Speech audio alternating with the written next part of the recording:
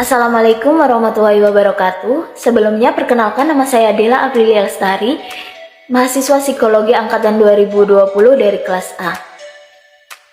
Di sini saya akan menjelaskan tentang pengertian analisis jabatan.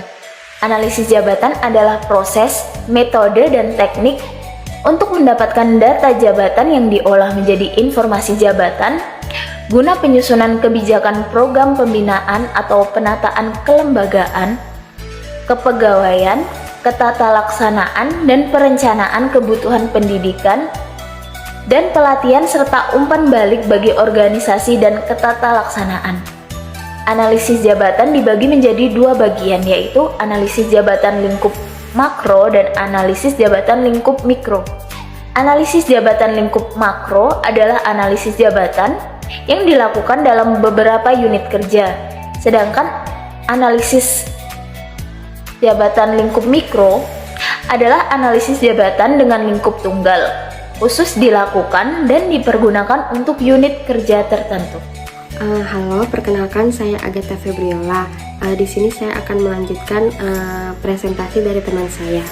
Sekarang sudah memasuki fungsi dari analisa jabatan.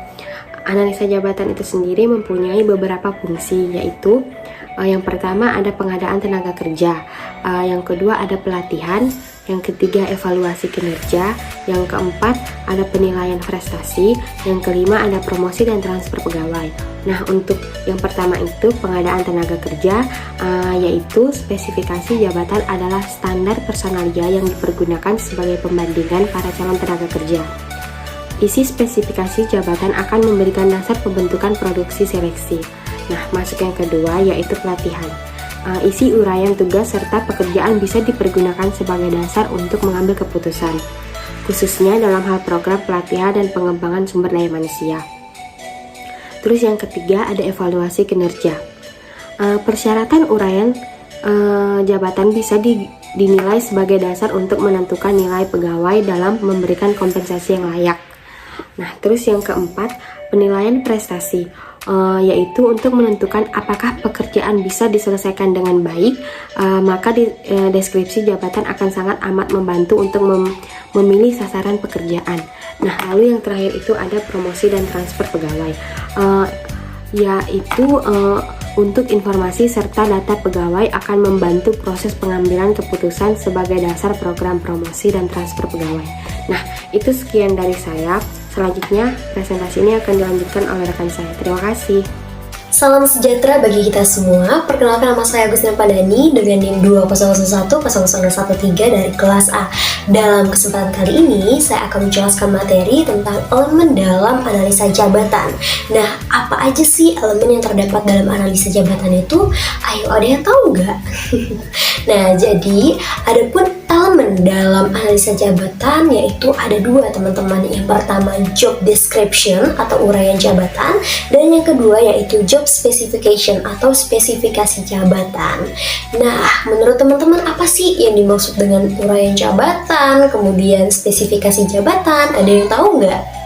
Jadi, uraian jabatan atau job description merupakan suatu catatan sistematis yang berisi tentang tugas dan tanggung jawab dari suatu jabatan tertentu dan yang pastinya ditulis atau disusun berdasarkan fakta-fakta yang ada, teman-teman. Penyusunan job description sangat penting untuk dilakukan guna untuk menghindari perbedaan pengertian, kemudian untuk menghindari pekerjaan rangkap, serta untuk mengetahui batas-batas tanggung jawab dan wewenang apa saja yang terdapat dalam suatu jabatan.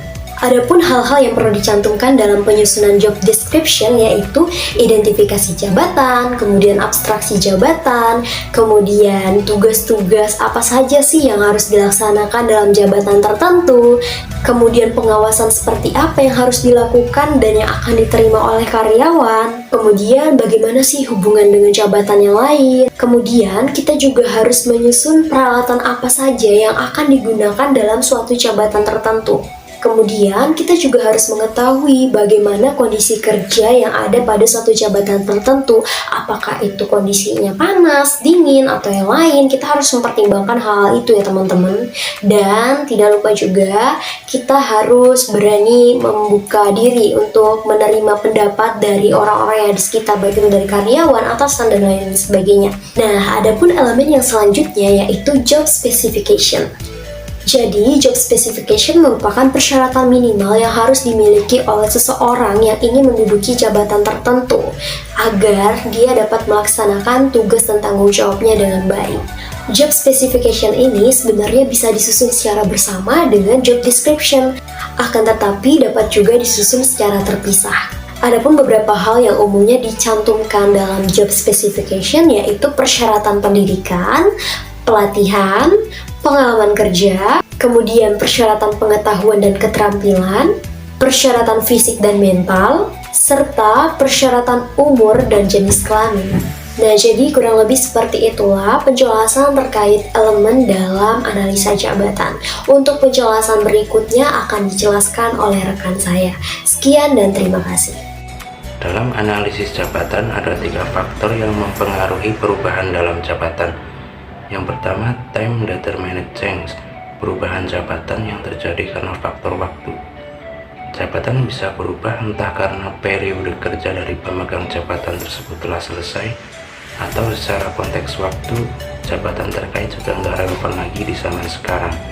Yang kedua, employee determined change, perubahan jabatan yang terjadi karena faktor karyawan atau individu. Bisa saja si pemegang jabatan, nama jabatan atau fungsional dari jabatan tersebut tetaplah sama. Yang berubah adalah individunya.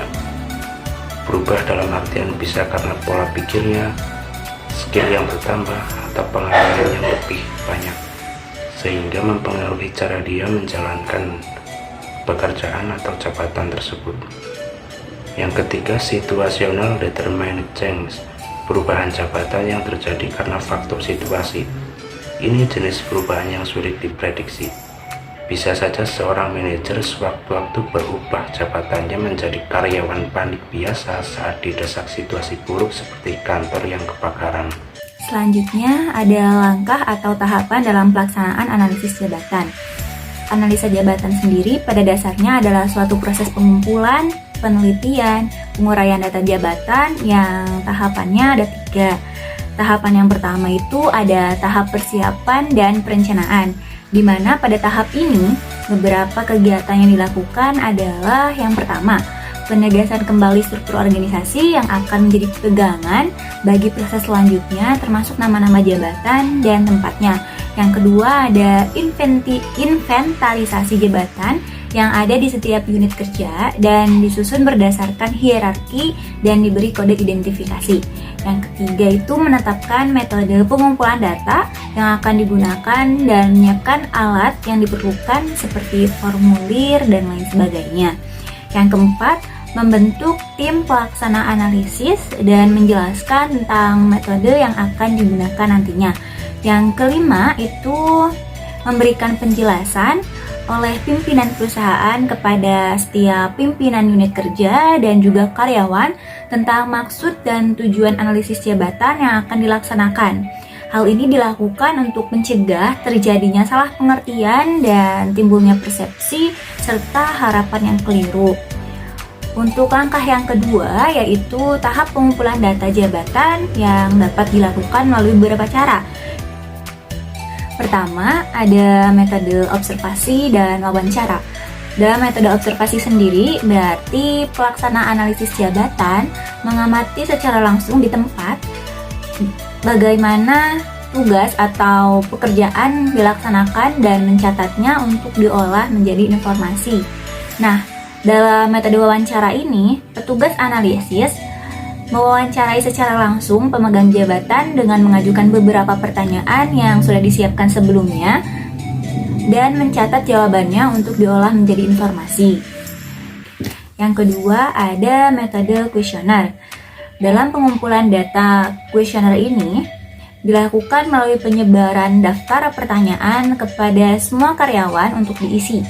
Nah, daftar pertanyaan itu dapat bersifat terbuka maupun tertutup, yang artinya penjawab dapat memberikan jawaban sesuai kehendaknya sendiri atau dibatasi. Dan juga pertanyaan itu dapat dibuat sedemikian rupa sehingga penjawab tinggal menjawab ya atau tidak, ataupun benar atau salah. Yang ketiga, ada metode studi referensi. Metode ini mengandalkan pengetahuan dan ahli rujukan yang ada dan perbandingan dengan organisasi lain. Metode ini jarang sekali digunakan. Yang keempat, ada metode kombinasi. Metode ini berarti menggunakan penggabungan dari beberapa metode yang telah disebutkan. Selanjutnya ada tahapan ketiga, yaitu tahap pengolahan data, di mana setelah proses pengumpulan data, maka dilakukanlah proses pengolahan data yang dimulai dengan menentukan faktor-faktor dari penilaian jabatan, menentukan bobot nilai dari setiap faktor, menganalisa hasil interview dan kuesioner yang telah diisi, menganalisa persyaratan jabatan, menyusun uraian jabatan, melakukan pola penilaian jabatan sebagai dasar dari penentuan sistem personalia lainnya, dan yang terakhir, mempersiapkan rekomendasi bagi perencanaan tenaga kerja, pola pengadaan, seleksi dan penempatan pegawai, pemberian balas jasa, pelatihan dan pengembangan pegawai, serta sistem dan prosedur administrasi pegawai. Baik, selanjutnya akan dilanjutkan oleh saya, Fenty Novemirianti, dengan nomor induk mahasiswa 2001000180 terkait dengan langkah atau metode evaluasi jabatan. Beberapa metode atau langkah evaluasi jabatan yang biasanya sering digunakan oleh perusahaan ketika melakukan evaluasi jabatan adalah sebagai berikut. Yang pertama, ada pemeringkatan atau metode ranking. Nah, metode ranking ini adalah metode yang lebih sederhana atau praktis, yaitu hanya dengan membandingkan setiap jabatan yang ada di dalam organisasi atau perusahaan tersebut dengan melihat kemampuan yang dipersyaratkan, upaya fisik dan mental, tanggung jawab, dan kondisi pekerjaan. Metode ini biasa digunakan untuk mengevaluasi jabatan yang jumlahnya tidak banyak, maksimal sebanyak 30 jabatan. Yang kedua, ada pengelompokan atau metode klasifikasi. Nah, metode klasifikasi ini menempatkan jabatan-jabatan pada grade atau kategori tertentu yang telah dibuat sebelumnya atau yang sudah menjadi standar. Kemudian dibandingkan apakah sudah sesuai atau tidak, dan akan terus berproses sampai benar-benar sesuai. Metode ini lebih mudah untuk menemukan jabatan yang di luar kategori atau di luar standar, atau ketika terpaksa menghilangkan jabatan karena memang tidak ada. Selanjutnya ada metode perbandingan faktor. Metode ini membandingkan faktor-faktor dari suatu jabatan yang biasanya dikompensasi, dan jumlah faktor tersebut tidak banyak, sebanyak 4-5 faktor saja. Biasanya yang dibandingkan adalah kemampuan, usaha fisik dan mental, tanggung jawab, serta kondisi pekerjaan.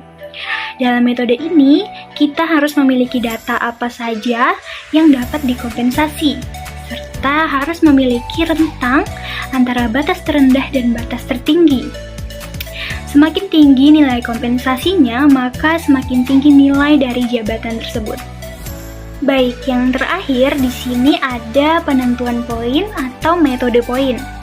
Metode ini memberikan poin tertentu kepada faktor-faktor dari suatu jabatan. Kemudian seluruh hasil penilaiannya dijumlahkan, sehingga didapatlah jumlah total poin. Semakin tinggi jumlah poinnya, maka semakin tinggi nilai jabatannya.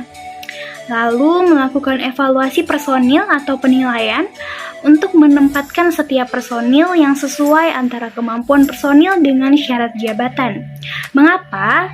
Agar setiap personil akan duduk di kursi jabatan yang pas dan mendapatkan imbalan atau gaji yang pas pula. Sekian dari saya ucapkan terima kasih. Selanjutnya akan dilanjutkan oleh rekan saya. Halo, saya Yuninda Sadia Lestari. Setelah sebelumnya telah dipaparkan mengenai beberapa hal tentang analisis jabatan seperti pengertian, fungsi atau peran, elemen analisis jabatan, dan lain sebagainya. Pada kesempatan kali ini, kita akan membahas sebuah contoh analisis jabatan. Saya akan memberikan sebuah contoh analisis jabatan. Analisis jabatan yang akan kita bahas pada kali ini yaitu analisis jabatan kepala seksi produksi. Lokasi perusahaan adalah PT Jaya Paper Manufacturing, cabang Mojokerto, Production Section Gedung 5. Jabatan yang akan kita bahas adalah kepala seksi produksi benang, di mana jabatan ini bertanggung jawab kepada manajer produksi. Level jabatan ini berada pada manajer lini atau lower management. Selanjutnya kita akan bahas spesifikasi kerja yang seperti apa yang dibutuhkan pada jabatan ini. Yang pertama adalah pendidikan minimal S1 di bidang teknik atau MIPA. Yang kedua, berpengalaman di posisi yang sama selama minimal 5 tahun. Ketiga, berusia maksimal 45 tahun. Keempat, memahami cara menggunakan Microsoft Office. Kelima, memiliki jiwa kepemimpinan. Dan yang keenam, tidak buta huruf dibuktikan dengan hasil medical check-up. Selanjutnya, kita akan membahas juga tentang deskripsi kerja. Pada jabatan ini, apa saja tugas yang bisa dilakukan pada jabatan kepala seksi produksi benang? Yang pertama adalah mengawasi pelaksanaan proses produksi dari bahan baku awal hingga menjadi benang. Yang kedua, mengawasi pemakaian bahan baku, listrik, air, dan bahan penunjang lainnya agar digunakan secara proporsional sesuai jumlah output. Yang ketiga, melakukan pengecekan mutu atau quality assurance terhadap bahan baku sebelum proses produksi. Yang kelima, memastikan benang diproduksi sesuai standar kualitas yang ditetapkan perusahaan. Yang keenam, memastikan dan mengawasi pelaksanaan K3 di lokasi kerja yang menjadi tanggung jawabnya. Dan yang terakhir adalah memeriksa dan mengawasi dokumentasi proses produksi sesuai peraturan perusahaan.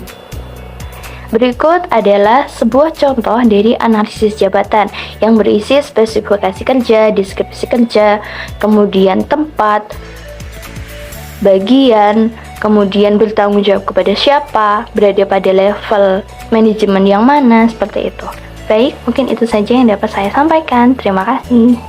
Sampailah kita pada bagian kesimpulan dari materi ini, yang dimana analisa jabatan adalah sebuah proses ataupun teknik ataupun metode yang digunakan untuk mendapatkan posisi atau jabatan tertentu, yang tentunya juga dengan tujuan atau mencapai sebuah tujuan tertentu juga. Nah, untuk proses ini tentunya ada dua macam metode yang bisa digunakan, yakni metode analisa jabatan mikro ataupun analisa jabatan yang makro. Dan tentu dong kita harus mengetahui apa sih fungsi dari melakukannya proses analisa jabatan ini, yakni fungsinya adalah pengadaan tenaga kerja yang tepat, pelatihan, evaluasi kinerja, penilaian prestasi, serta promosi dan juga transfer pegawai yang tentu lebih efektif dan juga efisien. Sedangkan ada dua nih elemen-elemen analisa jabatan dalam cakupan umum, yakni yang pertama adalah uraian jabatan atau job description yang melingkupi tentang identifikasi jabatan, abstraksi jabatan, tugas-tugas yang harus dilakukan, pengawasan, hubungan dengan jabatan lain, dan juga penunjang pekerjaan, kondisi kerja, serta feedback.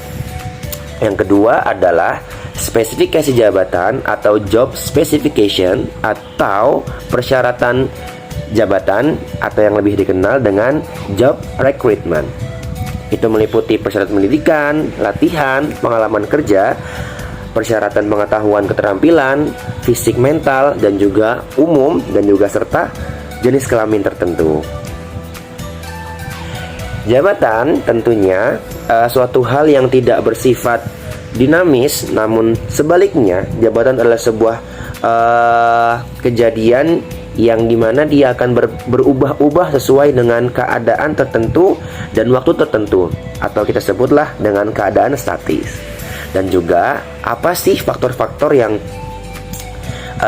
menyebabkan terjadinya kejadian ini, terjadinya proses ini, yakni yang pertama adalah time determined change atau waktu yang nggak pernah berhenti. Yang kedua employee determined change, yang dimana tentang karyawan itu sendiri, pegawai itu sendiri, kepribadian pegawai itu sendiri. Dan yang ketiga adalah tentunya situation determined change. Situasinya tentu suatu situasi akan selalu berubah bahkan perhitungan detik. Itulah 3 faktor yang menyebabkan jabatan adalah hal yang statis atau tidak menentu. Nah guys, tentunya kita juga harus mengetahui langkah-langkah dalam pelaksanaan jabatan. Yang pertama, tahap persiapan dan juga perencanaan. Yang kedua adalah tahap pengumpulan data. Serta yang ketiga, tahap pengolahan data. Tentunya setelah kita mengetahui definisi, spesifikasi, macam, dan juga cara melakukan analisa jabatan, tentunya kita juga harus mengetahui gimana sih cara atau metode dalam melakukan evaluasi jabatan tersebut. Ada 4 poin. Yang pertama adalah pemeringkatan atau metode ranking. Yang kedua pengelompokan, metode kualifikasi. Yang ketiga metode perbandingan faktor. Dan yang terakhir adalah penentuan poin. Setidaknya itulah kesimpulan yang bisa kami berikan sebagai materi analisa jabatan. Jika ada kekurangan dan kelebihan, mohon dimaklumi. Mari kita sharing session, mari kita saling berbagi. Terima kasih atas perhatiannya. See you.